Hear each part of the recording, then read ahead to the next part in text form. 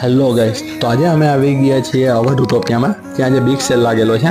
અને મિત્રો જો અંદર એન્ટ્રી કરી ને તો એવું લાગ્યું કે આપણે અંબાણીના બંગલાની અંદર આવી ગયા છીએ.